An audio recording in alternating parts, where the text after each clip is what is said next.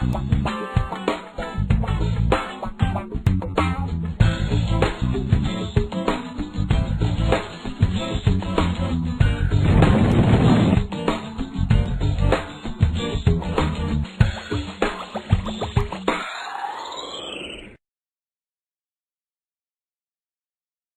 have one of these?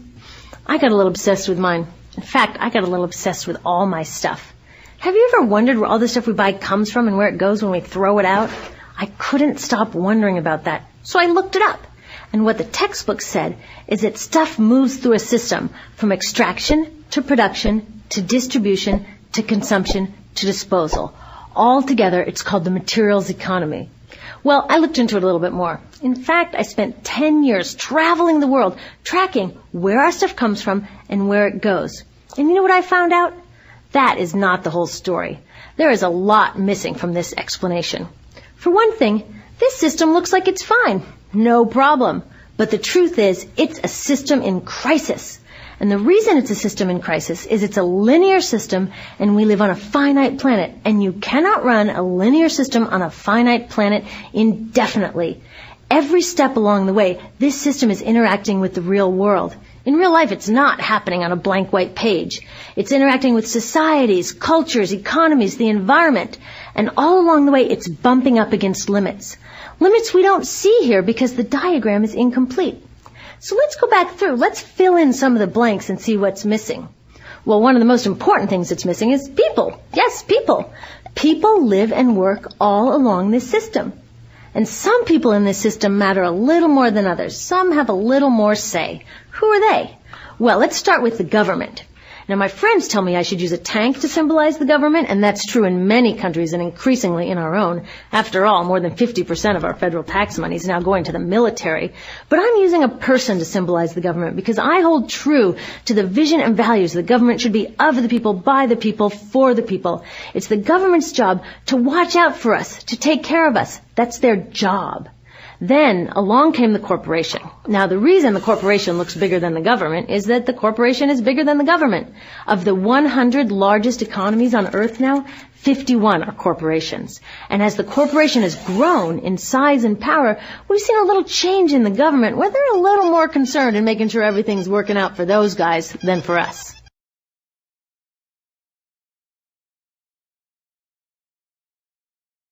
Okay, so let's see what else is missing from this picture. We'll start with extraction, which is a fancy word for natural resource exploitation, which is a fancy word for trashing the planet. What this looks like is we chop down the trees, we blow up mountains to get the metals inside, we use up all the water, and we wipe out the animals.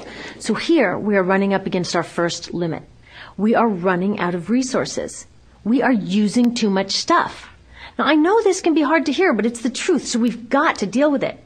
In the past 3 decades alone, 1/3 of the planet's natural resource space has been consumed.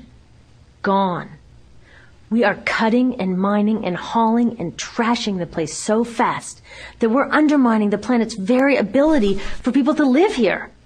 Where I live, in the United States, we have less than 4% of our original forests left. 40% of the waterways have become undrinkable. And our problem is not just that we're using too much stuff, but we're using more than our share.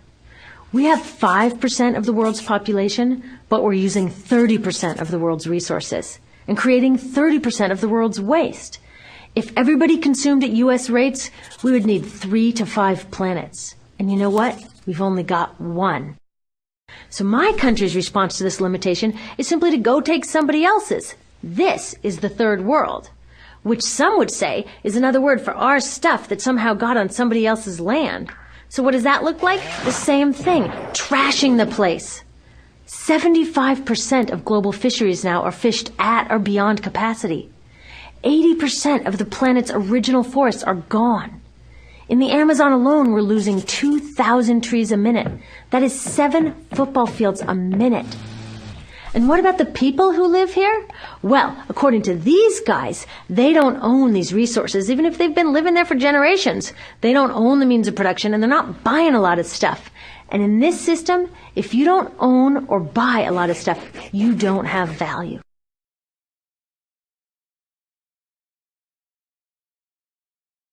So next, the materials move to production. And what happens there is we use energy to mix toxic chemicals in with the natural resources to make toxic contaminated products. There are over 100,000 synthetic chemicals in use in commerce today. Only a handful of them have even been tested for health impacts, and none have been tested for synergistic health impacts. That means when they interact with all the other chemicals we're exposed to every day. So we don't know the full impact on health and the environment of all these toxic chemicals, but we do know one thing. Toxics in, toxics out. As long as we keep putting toxics into our industrial production systems, we're going to keep getting toxics in the stuff that we bring into our homes and workplaces and schools, and our bodies. Like BFRs, brominated flame retardants, they're a chemical that make things more fireproof, but they are super toxic. They're a neurotoxin. That means toxic to the brain. What are we even doing using a chemical like this? Yet we put it in our computers, our appliances, couches, mattresses, even some pillows. In fact, we take our pillows, we douse them in a neurotoxin, then we bring them home and put our heads on them for 8 hours a night to sleep. Now, I don't know, but it seems to me in this country with so much potential, we could think of a better way to stop our heads from catching on fire at night. Now, these toxics build up the food chain and concentrate in our bodies. Do you know what is the food at the top of the food chain with the highest level of many toxic contaminants? Human breast milk. That means that we've reached a point where the smallest members of our societies, our babies, are getting the highest lifetime dose of toxic chemicals from breastfeeding from their mothers. Is that not an incredible violation? Breastfeeding must be the most fundamental human act of nurturing. It should be sacred and safe. Now, breastfeeding is still best, and mothers should definitely keep breastfeeding, but we should protect it. They should protect it. I thought they were looking out for us. And of course, the people who bear the biggest brunt of these toxic chemicals are the factory workers, many of whom are women of reproductive age. They're working with reproductive toxins, carcinogens, and more. Now I ask you, what kind of woman of reproductive age would work in a job exposed to reproductive toxins except for a woman with no other option? And that's one of the beauties of this system. The erosion of local environments and economies here ensures a constant supply of people with no other option. Globally, 200,000 people a day are moving from environments that have sustained them for generations into cities, many to live in slums, looking for work, no matter how toxic that work may be. So you see, it's not just resources that are wasted along this system, but people too. Whole communities get wasted. Yep, toxics in, toxics out. A lot of the toxics leave the factories in products, but even more leave as byproducts or pollution. And it's a lot of pollution. In the U.S., our industry admits to releasing over 4 billion pounds of toxic chemicals a year. And it's probably a lot more because that's only what they admit. So that's another limit because yuck, who wants to look at and smell 4 billion pounds of toxic chemicals a year? So what do? Move the dirty factories overseas, pollute someone else's land. But surprise, a lot of that pollution is coming right back at us, carried by wind currents.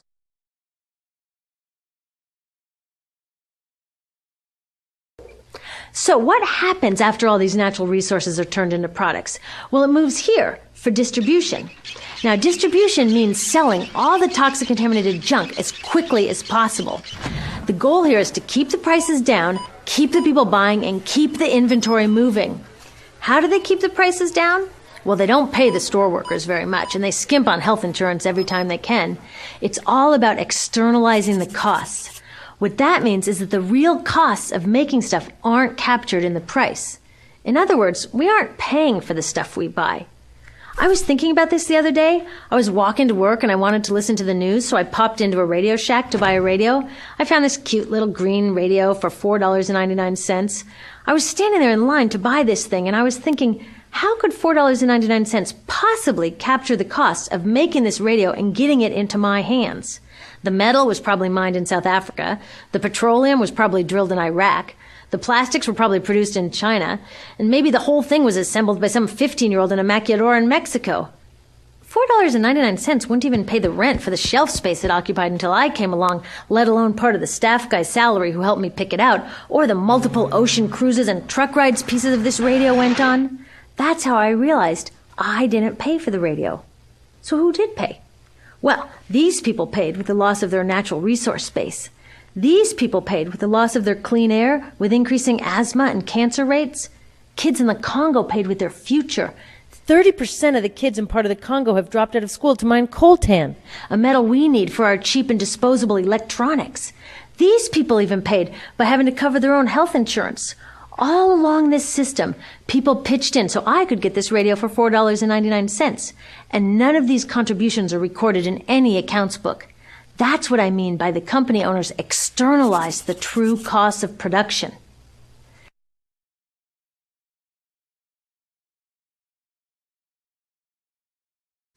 And that brings us to the golden arrow of consumption. This is the heart of the system, the engine that drives it. It is so important that protecting this arrow has become the top priority for both of these guys. That's why after 9/11, when our country was in shock, and President Bush could have suggested any number of appropriate things, to grieve, to pray, to hope. No, he said to shop, to shop. We have become a nation of consumers. Our primary identity has become that of being consumers, not mothers, teachers, farmers, but consumers. The primary way that our value is measured and demonstrated is by how much we contribute to this arrow, how much we consume. And do we? We shop and shop and shop, keep the materials flowing, and flow they do. Guess what percentage of total materials flow through this system is still in product or use 6 months after their date of sale in North America? 50%? 20? No, 1%. 1. In other words, 99% of the stuff we harvest, mine, process, transport, 99% of the stuff we run through this system is trashed within 6 months. Now, how can we run a planet with that level of materials throughput? It wasn't always like this. The average U.S. person now consumes twice as much as they did 50 years ago. Ask your grandma. In her day, stewardship and resourcefulness and thrift were valued. So how did this happen? Well, it didn't just happen. It was designed. Shortly after World War II, these guys were figuring out how to ramp up the economy. Retailing analyst Victor Lebeau articulated the solution that's become the norm for the whole system. He said, our enormously productive economy demands that we make consumption our way of life, that we convert the buying and use of goods into rituals, that we seek our spiritual satisfaction, our ego satisfaction in consumption. We need things consumed, burned up, replaced, and discarded at an ever-accelerating rate. President Eisenhower's Council of Economic Advisors chairman said that the American economy's ultimate purpose is to produce more consumer goods. More consumer goods? Our ultimate purpose? Not provide health care or education or safe transportation or sustainability or justice? Consumer goods? How did they get us to jump on board this program so enthusiastically? Well, two of their most effective strategies are planned obsolescence and perceived obsolescence. Planned obsolescence is another word for designed for the dump. It means they actually make stuff to be useless as quickly as possible, so we'll chuck it and buy a new one. It's obvious with things like plastic bags and coffee cups, but now it's even big stuff. Mops, DVDs, cameras, barbecues even, everything. Even computers. Have you noticed that when you buy a computer now, the technology is changing so fast that in just a couple of years, it's actually an impediment to communication? I was curious about this, so I opened up a big desktop computer to see what was inside. And I found out that the piece that changes each year is just a tiny little piece in the corner. But you can't just change that one piece because each new version is a different shape. So you gotta chuck the whole thing and buy a new one. So I was reading industrial design journals from the 1950s when planned obsolescence was really catching on. These designers are so open about it. They actually discuss how fast can they make stuff break that still leaves the consumer having enough faith in the product to go out and buy another one. It was so intentional. But stuff cannot break fast enough to keep this arrow afloat. So there's also perceived obsolescence. Now, perceived obsolescence convinces us to throw away stuff that is still perfectly useful. How do they do that? Well, they change the way the stuff looks. So if you bought your stuff a couple of years ago, everyone can tell that you haven't contributed to this arrow recently. And since the way we demonstrate our value is contributing to this arrow, it can be embarrassing. Like, I've had the same fat white computer monitor on my desk for 5 years. My coworker just got a new computer. She has a flat, shiny, sleek monitor. It matches her computer, it matches her phone, even her pen stand. She looks like she's driving in Spaceship Central, and I look like I've got a washing machine on my desk. Fashion is another prime example of this. Have you ever wondered why women's shoe heels go from fat one year to skinny the next to fat to skinny? It's not because there's some debate about which heel structure is the most healthy for women's feet. It's because wearing fat heels in a skinny heel year shows everybody that you haven't contributed to that arrow as recently, so you're not as valuable as that person in skinny heels next to you, or more likely in some ad. It's to keep us buying new shoes. Advertisements and media in general plays a big role in this. Each of us in the U.S. is targeted with over 3,000 advertisements a day. We see more advertisements in 1 year than people 50 years ago saw in a lifetime. And if you think about it, what's the point of an ad except to make us unhappy with what we have? So 3,000 times a day, we're told our hair is wrong, our skin is wrong, our clothes are wrong, our furniture is wrong, our car is wrong, we are wrong, but it can all be made right if we just go shopping. Media also helps by hiding all of this and all of this. So the only part of the materials economy we see is the shopping. The extraction, production, and disposal all happens outside of our field of vision. So in the U.S., we have more stuff than ever before, but polls show that our national happiness is actually declining. Our national happiness peaked in the 1950s, the same time that this consumption mania exploded. Interesting coincidence. I think I know why. We have more stuff, but we have less time for the things that really make us happy. Friends, family, leisure time. We're working harder than ever. Some analysts say we have less leisure time than any time since feudal society. And do you know what the two main activities are that we do with the scant leisure time we have? Watch TV and shop. In the U.S., we spend 3 to 4 times as many hours shopping as our counterparts in Europe do. So we're in this ridiculous situation where we go to work, maybe 2 jobs even, and we come home and we're exhausted, so we plop down on our new couch and watch TV, and the commercials tell us you suck, so you gotta go to the mall to buy something to feel better, and then you gotta go to work more to pay for the stuff you just bought, so you come home and you're more tired, so you sit down and you watch more TV, and it tells you to go to the mall again, and we're on this crazy work, watch, spend treadmill, and we could just stop.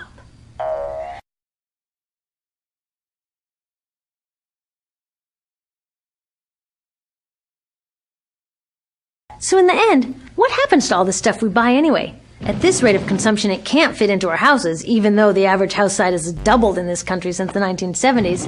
It all goes out in the garbage. And that brings us to disposal. This is the part of the materials economy we all know the most because we have to haul the junk out to the curb ourselves. Each of us in the United States makes 4.5 pounds of garbage a day. That's twice what we each made 30 years ago. All of this garbage either gets dumped in a landfill, which is just a big hole in the ground, or if you're really unlucky, first it's burned in an incinerator and then dumped in the landfill. Either way, they both pollute the air, land, water, and don't forget, change the climate. Incineration is really bad. Remember those toxics back in the production stage? Well, burning the garbage releases the toxics up into the air. Even worse, it makes new super toxics, like dioxin. Dioxin is the most toxic man-made substance known to science, and incinerators are the #1 source of dioxin. That means that we could stop the #1 source of the most toxic man-made substance known just by stopping burning the trash. We could stop it today. Now, some companies don't want to deal with building landfills and incinerators here, so they just export the disposal too. What about recycling? Does recycling help? Yes, recycling helps. Recycling reduces the garbage at this end, and it reduces the pressure to mine and harvest new stuff at this end. Yes, yes, yes, we should all recycle, but recycling is not enough. Recycling will never be enough for a couple reasons. First, the waste coming out of our houses is just the tip of the iceberg. For every 1 garbage can of waste you put out on the curb, 70 garbage cans of waste were made upstream just to make the junk in that 1 garbage can you put out on the curb. So even if we could recycle 100% of the waste coming out of our households, it doesn't get to the core of the problems. Also, much of the garbage can't be recycled, either because it contains too many toxics or it's designed not to be recyclable in the first place. Like those juice packs, where they have layers of metal and paper and plastic all smushed together, you can never separate those for true recycling.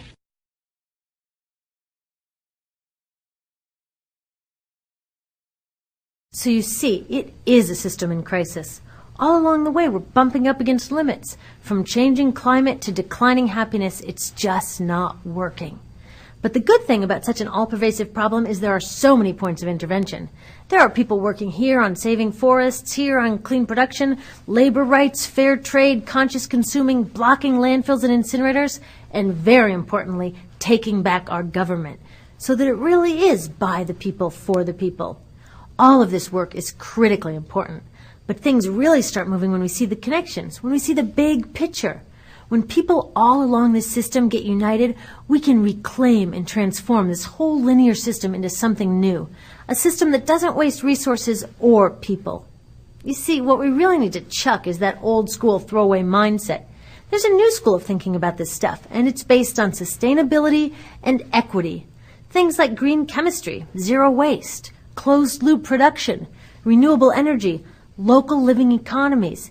It's already started. Some say it's unrealistic, too idealistic that it can't happen.